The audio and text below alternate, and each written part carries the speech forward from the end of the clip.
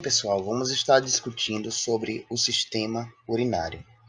E em se tratando do sistema urinário, temos aí uma grande contribuição a nível histofisiológico de diversas estruturas que estão presentes aí no sistema urinário.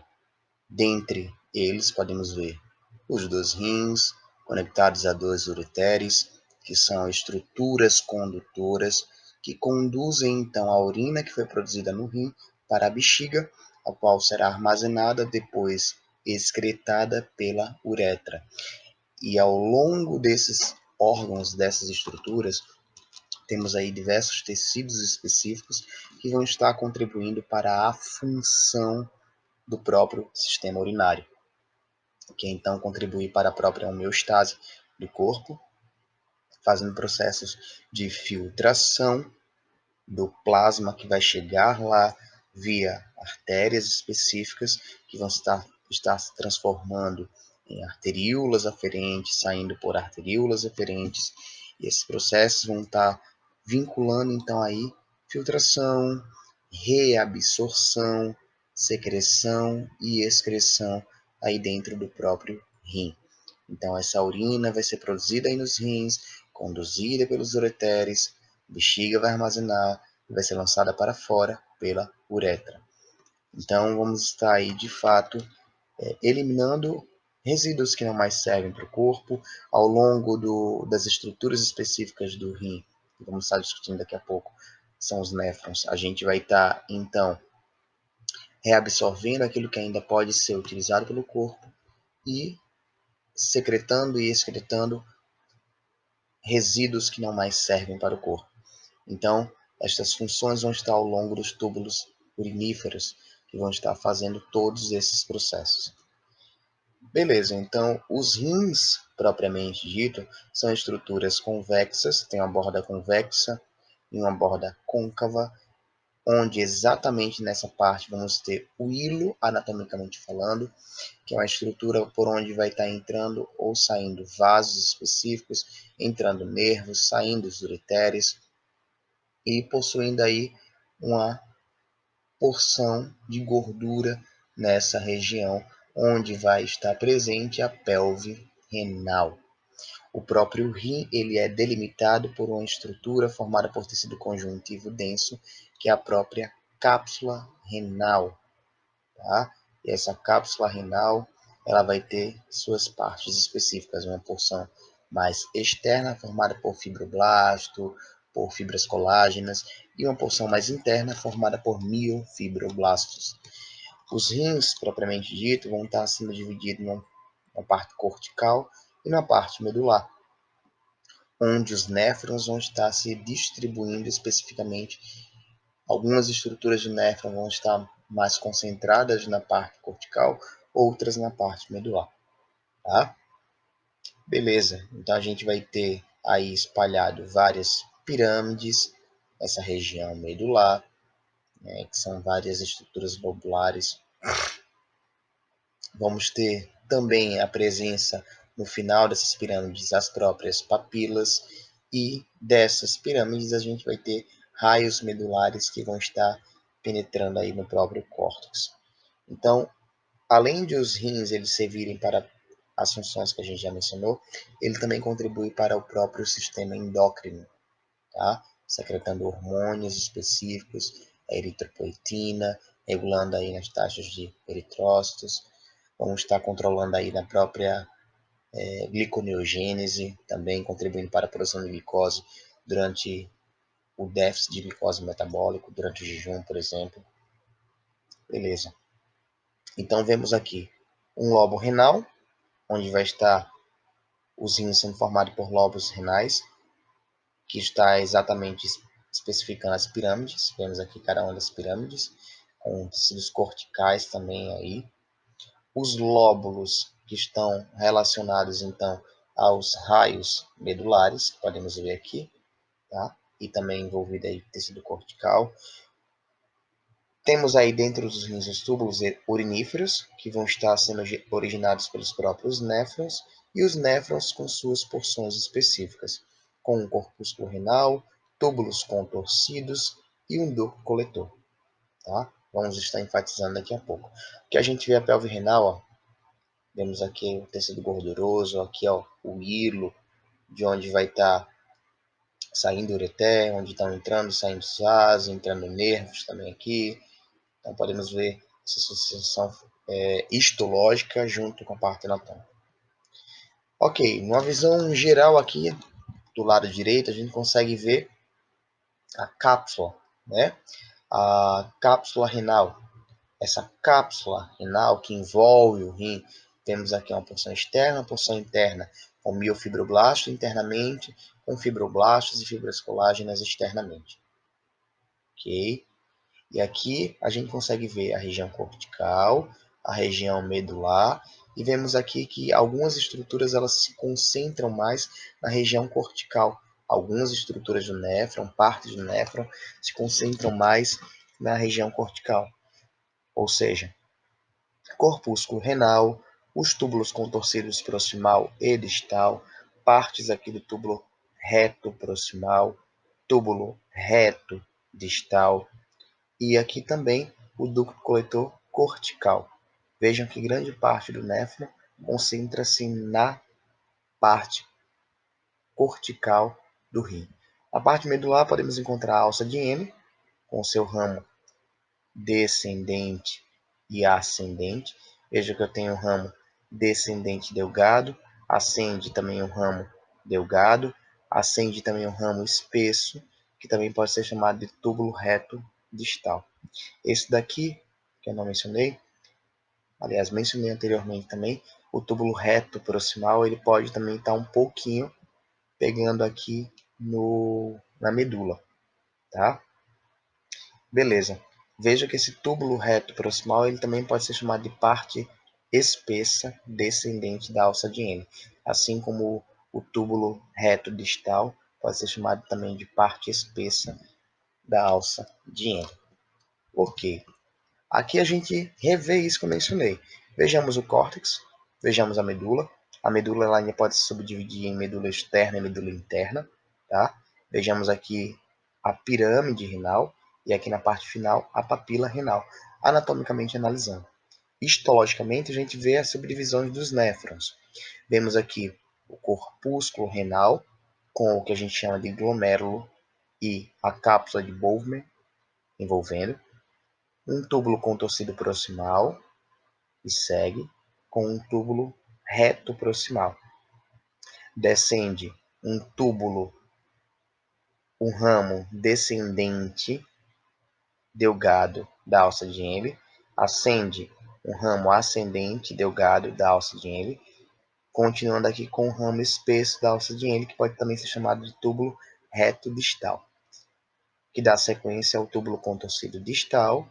Veja que o túbulo contorcido distal ele se interage também aqui com o próprio glomérulo, onde a gente vai ter uma estrutura que é chamada de mácula densa. São células presentes aí, envolvendo também com células, daqui a pouco a gente vai falar, que são células mesangiais. Essas células aqui presentes, ela pode estar contribuindo para a produção do que a gente chama da renina. Essa mácula densa, ela faz parte especificamente do conjunto de células que vão estar produzindo aí a renina, no aparelho que a gente chama de aparelho justaglomerular, tá? Beleza. Aí o túbulo contorcido distal, em 9 da sequência, com o ducto coletor cortical, que depois segue para um ducto coletor medular interno, externo, aliás, seguindo para um ducto coletor medular interno, para sair então aqui na papila. Vejamos então que a urina ela é produzida nesse trajeto aqui, para depois ser então excretada. Ok, vamos analisar por parte. Então, o glomérulo, que é essa porção aqui, esse emaranhado de capilares, formado pela arteríola aferente, que chega e se contorce aqui. Então, o glomérulo ele está formando o corpúsculo renal junto com a cápsula de Bowman e o espaço de Bowman que está aqui. Tá? Ainda nessa vista, a gente pode observar um polo vascular, que é onde está entrando de fato os vasos sanguíneos, a arteríola aferente e eferente, e o polo urinário, que vai estar diretamente se comunicando com o túbulo contorcido proximal. Bem, focando aqui na cápsula de Bowman, a gente consegue ver que ela é formada por dois folhetos, um folheto mais externo e um folheto mais interno. O folheto mais interno é chamado de folheto visceral e o folheto mais externo é chamado de folheto parietal. Vejam que o folheto visceral ele é formado por uma célula que é chamada de podócito, é uma célula especializada. Esta célula ela está próxima dos capilares que estão formando aí os próprios capilares, que são os próprios capilares glomerulares, ou seja, que formam o próprio glomérulo.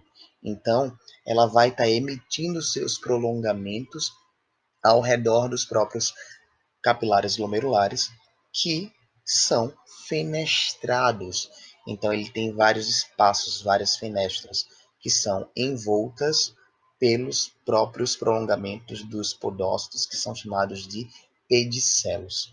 Okay? Então, o folheto visceral é formado pelos podócitos. Aí vem o espaço de Bowman, que fica exatamente entre os dois folhetos, e vemos o folheto parietal. Esse folheto parietal é formado por um epitélio simples pavimentoso, que também é apoiado por uma lâmina basal. Lembrando que os epitélios eles são apoiados por uma lâmina basal, né?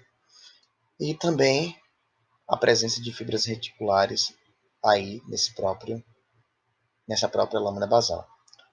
Ok, aqui a gente consegue ver então o folheto parietal com esse epitélio simples pavimentoso, o espaço de Bowman bem nítido e o folheto visceral formado pelos podócitos, que envolvem os próprios pedicelos. Aliás, que emitem os próprios pedicelos, os quais envolvem os capilares glomerulares que são fenestrados. Aqui nós temos outras estruturas do túbulo urinífero que a gente vai discutir daqui a pouco. Beleza, aqui a gente enfatiza as próprias células endoteliais presentes nos capilares glomerulares. Aqui a gente vê os podócitos presentes na lâmina ou folheto visceral. Aqui a gente vê esse epitélio simples pavimentoso do folheto parietal. Os dois compõem então a cápsula de Bowman e entre eles temos o espaço de Bowman, espaço capsular. Okay?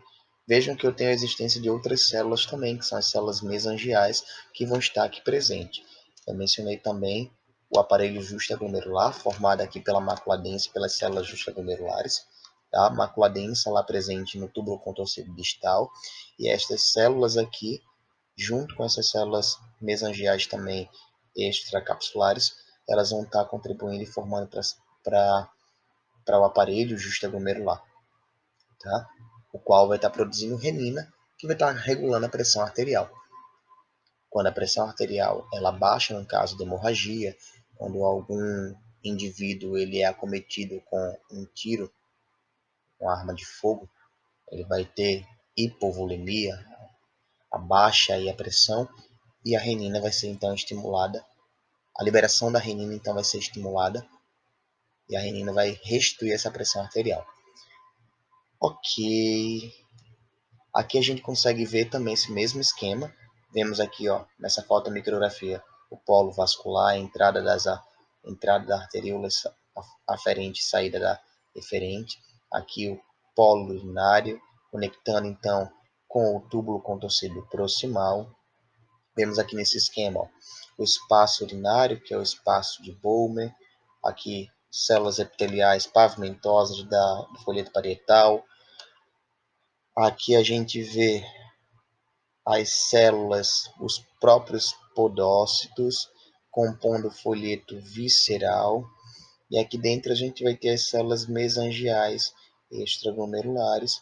E essas células, pessoal, elas vão dar uma sustentação interessante, elas vão fagocitar matriz, vão produzir prostaglandinas, proteger essa região, ativar vias inflamatórias. Então, tem várias funções aí da própria célula mesangial, além de suporte e nutrição também. Tá?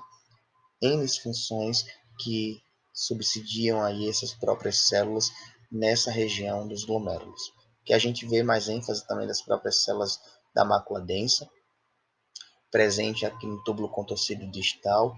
Vejam que as células da mácula densa, junto com essas células justaglomerulares e células mesangiais extraglomerulares, forma aqui, então, o aparelho justaglomerular.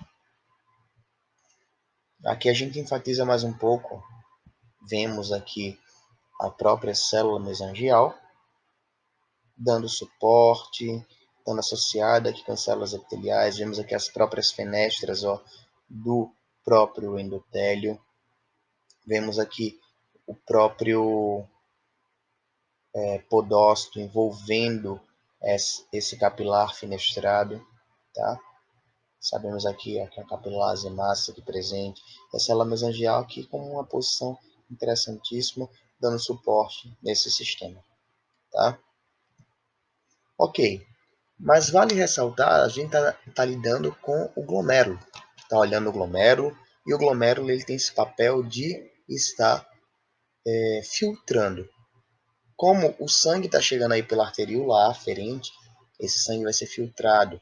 A gente tem então uma barreira que as substâncias presentes no filtrado glomerular vão ter que enfrentar para sair do capilar para ir para o espaço de Bowman. Então vamos ver que barreiras são essas. E lembrando que é como se fosse uma peneira. Ele tem que filtrar algumas coisas, ou seja, algumas coisas que são grandes, algumas moléculas que são grandes, elas vão ser retidas, tá? Por isso que em alguma patologia, quando esse sistema está comprometido, proteínas aparecem na urina, glicose aparece na urina, porque a gente vai ver que a glicose, embora seja filtrada, mas ela é totalmente reabsorvida, ok? Beleza. Então, aqui a gente tem o capilar. A primeira barreira é o que a gente chama aqui de camada superficial endotelial. Aqui a gente vai ter um grupo de carboidratos, tá? Que estão presentes nas células endoteliais, que é o próprio glicocálice. Então, essa camada superficial, ela também serve como uma barreira para aquilo que vai estar entrando aqui, para o ultrafiltrado glomerular. Essa é a primeira. Segunda barreira são as próprias células endoteliais. Também constituem aí uma barreira para que esse filtrado ele entre. Esse endotélio ele está sustentado numa membrana basal. Então, a terceira barreira é a própria membrana basal, glomerular. Depois da membrana basal, vocês veem que tem os podócitos, só que entre os podócitos e a membrana eu tenho um espaço, o espaço abaixo do podócito, que é a quarta barreira. E a quinta barreira são os próprios podócitos, que têm seus próprios pedicelos. Então a gente vê a camada superficial endotelial, o próprio endotélio, a membrana basal glomerular, o espaço abaixo do podócito e o próprio podócito. Então, o filtrado glomerular ele precisa enfrentar todas essas 5 barreiras para chegar aqui no espaço de Bowman e então passar para o túbulo contorcido proximal. Ok? Então, falando em túbulo contorcido proximal, que é o próximo, a gente observa que ele vai receber esse ultrafiltrado glomerular, tá? E aí algumas substâncias vão ser reabsorvidas, como por exemplo a glicose e os aminoácidos são totalmente reabsorvidos. A gente vê absorve a glicose totalmente, mas a gente está vendo que absorve outras coisas. Reabsorve outras coisas, água, sódio também pode ser reabsorvidos. Como a gente pode ver essas células? Formato dessas células. Vejam que essas células elas são cuboides e a gente vai ter aqui uma membrana luminal diferente, formando uma orla em escova. É o clássico. A gente olha, colocou o olho, um túbulo contorcido proximal, o lume é fechadinho, estrelado. Então isso marca o túbulo contorcido proximal. Tá? A gente vai até ver também excretando aqui creatinina, né? E outras substâncias também. Vejamos aqui, ó, contorcido proximal fechadinho, ó. Contorcido proximal. Todos esses aqui são todos proximais. Veja que o lumen é bem desigual quando comparado a esse, que é bem mais aberto, bem mais igualzinho. Aqui não tem a orla em escova e esses daqui tem. Tá? O distal ele não vai ter essa orla em escova. Aqui vocês veem até a mácula densa presente no túbulo contorcido distal. Nessa fotomicrografia, vocês veem com maior nitidez o túbulo contorcido proximal com a sua orla em escova. Células com núcleo bem redondo, células cúbicas com epitélio simples cúbico. Dando sequência ao túbulo contorcido proximal, vemos um túbulo reto proximal que descende com um ramo descendente proximal delgado, sobe com um ramo delgado ascendente, que vai se espessando, se tornando para o ramo ascendente espesso da alça de Henle, também chamado de túbulo reto distal, que vai dar sequência com o túbulo contorcido distal. Mas vejamos aqui de uma forma geral. A alça de Henle é um formato de U, tá? Suas células também vão acompanhando, vão modificando de acordo com o espessamento dessa alça de Henle. Veja que na parte descendente delgada as células são simples pavimentosas, já na parte espessa tem um epitélio simples cúbico também, como a gente pode observar aqui. Ó. Veja que o núcleo é bem redondinho, então aqui o epitélio é simples cúbico, já aqui está vendo mais achatadinho, simples pavimentoso. Então vai estar mudando ao longo desse tubo. Né? E a gente chega de fato no túbulo contorcido distal, que ele já ascendeu, voltou lá para o córtex do rim, está próximo ali do glomérulo. A gente vai encontrar um lúmen mais aberto, tá? Veja que as células são menores. A gente vai ter a ausência de uma orla em escova, tá? Não vai ter essas invaginações presentes. A gente também aqui não vai estar absorvendo água, funcionalmente falando. Okay? Vai ter outros processos fisiológicos que vão estar acontecendo ao longo desse tubo, marcando aí as reabsorções, secreções de N substâncias aí ao longo do túbulo urinífero, né? Mas morfologicamente a diferença básica é a ausência de orla em escova aqui, presença de orla em escova aqui, proximal e distal. Aqui a gente vê novamente o distal, tá? O distal aqui presente com a mácula densa, junto com o próprio glomérulo. A gente vai estar observando aqui, ó, absorção de sódio, secreção de potássio, secreção de íons hidrogênio, amônia também, para compor a urina. Então, tudo isso aqui são funções adversas, tá? Ao longo do próprio túbulo contorcido distal. Depois disso, a gente tem os próprios ductos coletores. Como eu mencionei, temos corticais, medulares, que variam também em relação aos seus tipos de células. Células mais pavimentosas, pode ter células cuboides também. Assim como também nos próprios medulares, vai variar de cuboide para colunar. Ok? E a gente vai ter a função aí de estar, então, excretando a própria urina. Mas algo interessante também, a gente pode expressar nessas células canais de água, canais que são chamados de aquaporina, que são regulados pelo hormônio ADH, que é armazenado lá na neurohipófise, produzido pelo hipotálamo. Então, esse ADH cai na corrente sanguínea, estimula essas células lá dos ductos coletores a translocar a aquaporina, que capta a água. Então, quanto mais ADH, maior translocação de aquaporina e maior reabsorção de água. Uma permeabilidade de água maior, retendo mais água. O inverso também é verdadeiro. Menos ADH, menor permeabilidade e uma retenção de água também alterada aí. A urina vai ser mais diluída, tá? A gente vai ter uma maior concentração de água aqui, porque, aliás, uma maior concentração da urina, porque a gente está captando mais água aqui, está retendo mais água. A gente, então, aqui vai diminuir a DH, vai reter menos água, porque tem uma menor permeabilidade à própria água, porque tem menos aquaporina, e a urina, então, vai estar mais diluída, porque a água vai estar saindo mais. Ok? Beleza, dando sequência a isso, a gente vai ter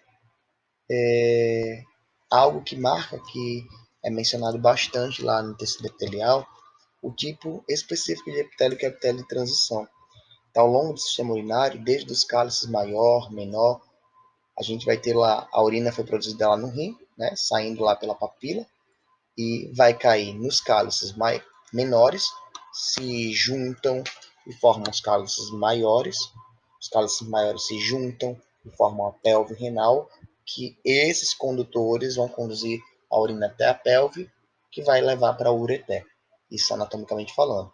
Mas todas essas estruturas, cálice maior, menor, pelve, ureter, tem epitélio de transição, assim como a bexiga e a porção inicial da uretra. Então a gente vai ter esse epitélio de transição, como discutido lá em tecido epitelial, com as células variando de acordo se o epitélio, se a estrutura está cheia ou vazia. As células vão estar se acompanhando. Está vazio, as células vão estar globosas. Se está cheio, vão estar mais achatadas. Ok, então o ureter, ele acompanha com esse epitélio de transição, também chamado de uretélio. Tá? Vamos ter uma camada mucosa, que vai ter o epitélio de transição junto com uma lâmina própria, com tecido conjuntivo frouxo, que vai seguir com uma camada muscular. Vejam que esse músculo varia aqui, ó, tendo a porção longitudinal interna, circular média, longitudinal externa na parte mais distal desse ureter. E depois a gente vai ter a própria adventícia, que é bastante abundante aqui, marcada por vasos, nervos e tecido adiposo. Tá? Também aí a gente vai ter um próprio tecido conjuntivo denso aqui nessa região, que vai estar com a abundância dessas estruturas que eu mencionei. Então vejamos aqui o próprio epitélio, né? E essas estruturas aí presentes. A gente vai estar vendo a própria bexiga aqui, bem maior, e o próprio ureter aqui, menorzinho. Falando na bexiga, a bexiga também tem uma mucosa, tá? Com epitélio de transição e a própria lâmina própria. Então, ó, epitélio de transição, lâmina própria, com tecido frouxo também, junto formando a mucosa, camada muscular, e depois a gente vai ter uma porção também com a estrutura mais externa aí a própria bexiga. Veja que a túnica muscular, ela também é formada por uma parte longitudinal e uma parte externa, e a parte superior da bexiga é formada por uma membrana serosa também. O próprio peritônio vai estar aí presente, né? Vejam que aqui é o tecido conjuntivo da adventícia ou serosa. Nesse caso aqui a gente vai estar chamando de serosa, tá? Nessa porção, mas é similar à própria adventícia com tecido conjuntivo denso. E por fim a gente vê a uretra. A uretra masculina se divide em três: função, condução. Então a gente vai ter aí a parte prostática, cujo epitélio da sequência da bexiga, que é o próprio urotélio, tecido de transição, epitélio de transição.